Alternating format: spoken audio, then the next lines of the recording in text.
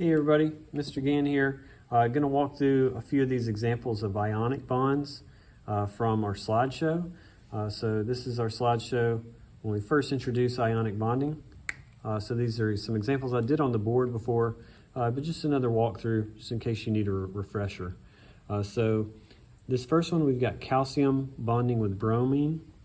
So if we write our symbols to kind of represent those atoms, we know we're at least going to have one of each.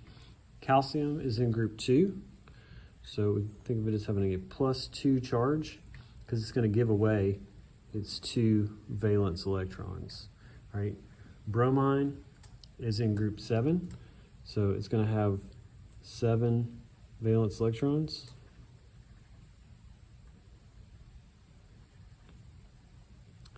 And room for 1. So one of these valence electrons can come from calcium over to bromine, right? It's going to give bromine a negative charge, but we have to do something with this other calcium valence electron. So what we can do is have one more atom of bromine.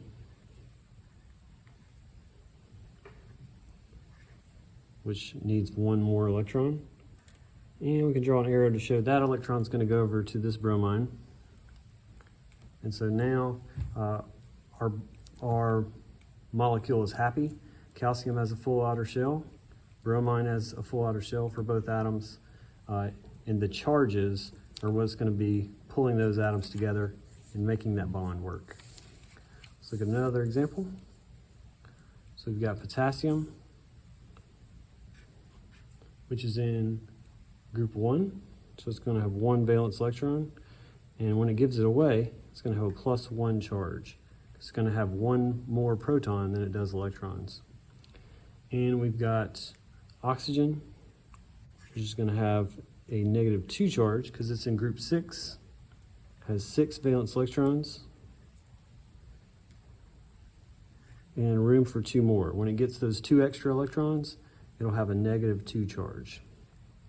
So this electron can go over to the oxygen, but the oxygen is still not happy, so we need 1 more potassium.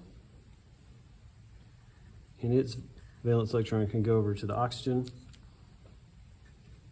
So now our oxygen's happy, it's got a full outer shell. Our potassiums are happy, they got rid of their valence electron, so now they have a full shell as well. And those opposite charges attract and cause our bond to be very strong. All right, last example, let's look at magnesium bonding with nitrogen. So magnesium is in group 2.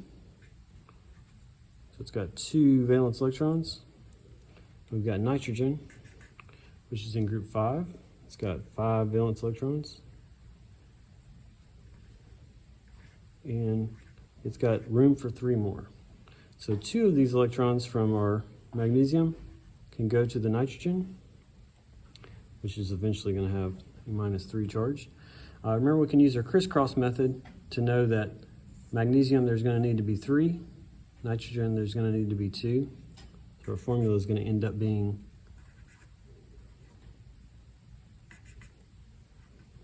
all right. So we're going to need 1 more nitrogen.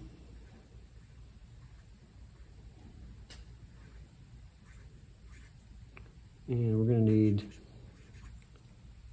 2 more magnesiums. So one of these electrons can go to this first nitrogen. Now it's happy. This magnesium will lose 1 electron to each atom.